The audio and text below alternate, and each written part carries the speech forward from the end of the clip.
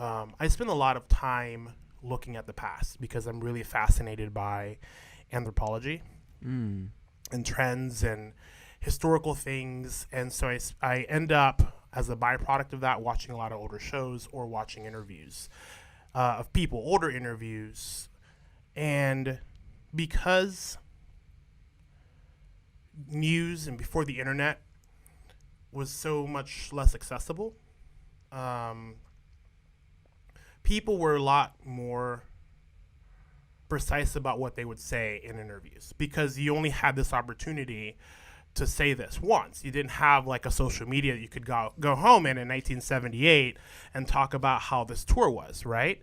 It would have to go through the channel of a publication or the channel of something and get released.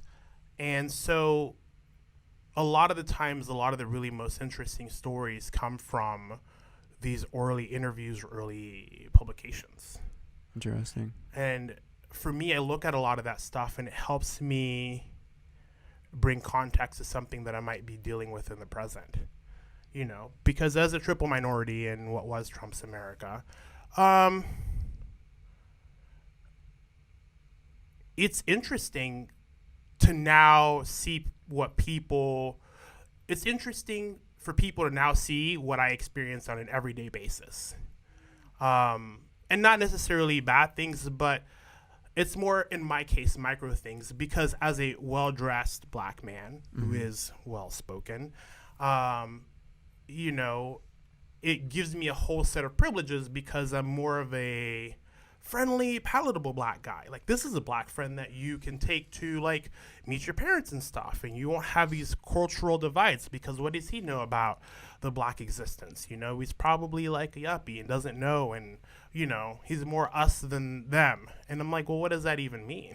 I'm like, if the cops pull me over, I'm like, it's not really gonna matter. You know, if I'm at a party and there's like gunshots and the cops get called, they're not going to be like, ooh, wait, no, that guy in the vintage Armani, no, surely he cannot be, you know, up to any nefarious activity. So no, don't hurt him. But, you know, it just doesn't make any sense.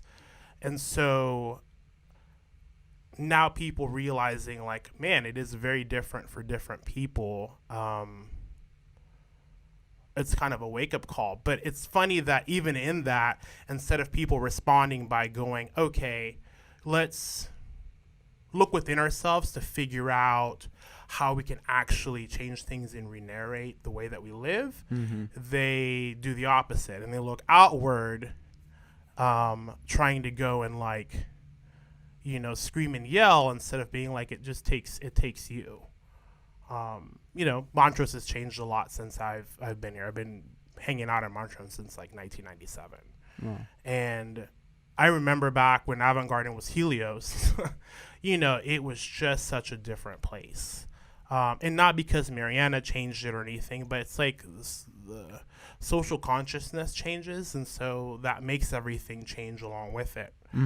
And a lot of my earliest memories were just hanging out at Helios transitioning into Avant-Garden in like the very mid 2000s with like Cam Franklin, you know, and Joffrey Mueller. And one of my favorite memories of Joffrey is me and him on my roads did this like, you know, weird banjo, you know, trade-off thing where he would play some licks and I would mimic those licks, and we went back and forth and we're getting faster and faster. And that's how we kind of became friends, because he's like, yeah, man, you can hang on. And I was like, that's pretty cool. I didn't know that you could do that on a banjo. And I totally forgot to mention that you are a musician as well.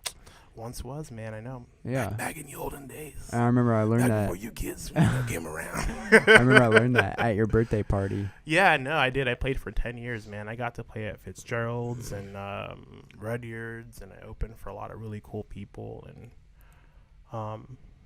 Did you go to university or anything like that? No, it was a byproduct of growing up in a house with a crazy mom and needing an outlet.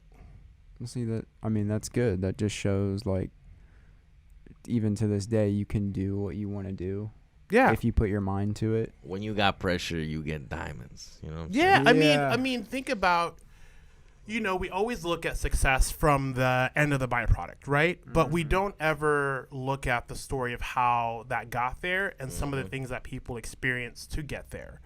And that's what makes sometimes some of the most amazing music in times, is that music has always been this thing where I've almost treated it as a form of its own Bible. And if you listen to songs and listen to what people are talking about, you can hear that we've been having the same freaking conversations for the last 100 years. It's like, More than that. When the whole early part of the Black Lives Matter movement came on. I'm like listening to all of the early Curtis Mayfield, late Motown, and it's like they were just like, come on, like we're still. It's like that song is more relevant now than it was, 50 years ago. And it's because we as people haven't fully understood how to be people. We don't remember real good either. No, but that's because we get distracted, and that's the dangerous part of the internet, is that we get distracted. And so, a long time ago, if a business was not doing good business, let's say you went to the meat market and you'd always kind of like, shiv you on the percentages or whatever, or on what you got, people would stop going there and you go out of business. There was no tolerance for that. And now, because I have a social media platform, I have an opinion, and because I have that opinion and I have 2,000 friends, that means it has some validity, and because it has some validity, that means it's set in stone. And it's like, no, it's not. Wrong is wrong, right is right, and that's what it is. Is there forgiveness in that and redemption? Absolutely, because not every absolute is absolute other than death as we know it and life as we know it. And it begins and ends there. And so I think for me, myself, that's how I've been able to survive all of these times, being 36. I remember, when we were talking about, there was a whole rash of gay bashing in Montrose. I mean, there's always been that, but it was really, really prevalent like 4 years ago. And people were talking about, I got these private messages from some friends, right? And it was kind of in conjunction with one of the first, I think it was Trayvon's murder. And I got some message from some friends, and they were like, oh, I'm so sorry about what's going on. I feel so bad. I feel so bad for my privilege. And I was like, what are you talking about? I'm like, have you ever had a bias towards anybody you've been friends with or with me? And it's like, if that was the case, I wouldn't be friends with you regardless of how nice you were. Because I can read through that, because I've been taught, how to be a bit more perceptive than taking things for face value. And I was like, well, even that same vein, then where were you, me as an early gay kid, in 1998, when these guys from Memorial and Spring would come out in their Bronco and they'd have Louisville Sluggers and they'd go beat the fag out of you. And so we all had to leave the support group that was like hidden in the church in Montrose in groups, because if they got you, man, there was no going on live and seeing the last moments of your life. You were just gone.